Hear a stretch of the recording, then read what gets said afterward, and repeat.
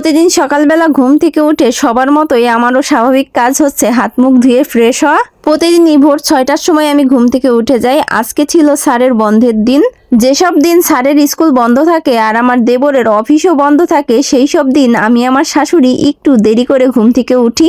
আজকে উঠতে উঠতে 7টা বেজে গেছে। সকল কাজকর্ম সেরে এখন বাজে 9টা। হাত মুখ ধুলাম আর সকালবেলা খাওয়ার জন্য আমি রান্না করেছিলাম খিচুড়ি। বন্ধের দিনে আমার স্বামী, দেবর বা আমরা সবাই খিচুড়ি খেতে খুব পছন্দ করি। সকালের খাবার সপ্তাহে মাত্র একদিনই খিচুড়ি খাই। অন্যান্য দিন যেদিন কাজ থাকে সেই দিন আর খিচুড়ি রান্না হয় না। আমার বর বলে কি খিচুড়ি খেলে ঘুমে ধরে। আজকে রান্না করেছিলাম আমড়া দিয়ে খিচুড়ি।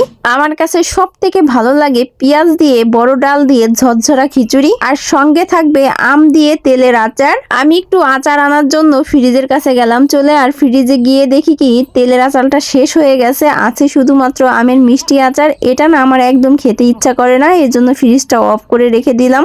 আমড়া দিয়ে খিচুড়ি রান্না করার জন্য খিচুড়িটা এমনিতেই একটু টক টক হয়েছে, এজন্য ডিম ভাজি বা তেলের আচার এগুলো না হলেও হবে। আচ্ছা, তোমরা কি কখনো আমড়া দিয়ে ঝরঝরা খিচুড়ি খেয়েছো? যদি খেয়ে থাকো তাহলে কমেন্ট করে জানিও। যেদিন স্কুল বন্ধ থাকে আমি আর স্যার একসঙ্গে সকালের খাবার খাই, আর বাকি দিনগুলোতে ওর অনেক তাড়া থাকে, এজন্য সকালবেলা ও তাড়াতাড়ি খেয়ে বেরিয়ে যায় আর আমি পরে খাই আমার ছেলের সঙ্গে। গতকালকে ঘুমাতে ঘুমাতে অনেকটা রাত হয়ে গেছিল, এর জন্য প্রমিথিউস এখনো ঘুম থেকে উঠেনি।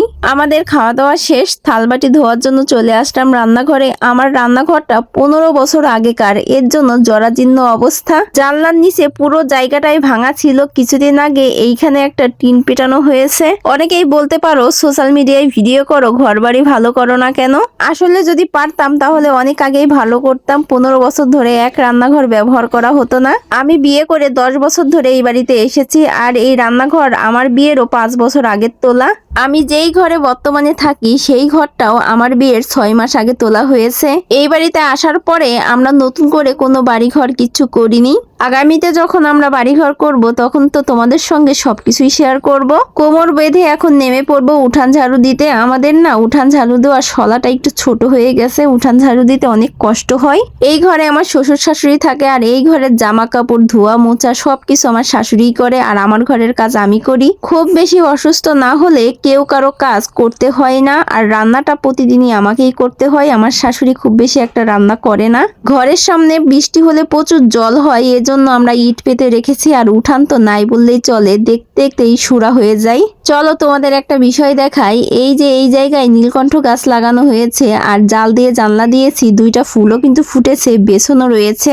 আর একটা মজার বিষয় দেখবা, এই দেখো এগুলো হচ্ছে তেলাকুচ গাছ। এই গাছগুলো আমি জানলায় উঠাই দিছি। এইখানে না বেশ কিছু তেলাকুচ আর বিছন ছড়ানো হয়েছিল, সেইখান থেকে ছোট ছোট গাছ হয়েছে। টাটা, সবাই ভালো থেকো।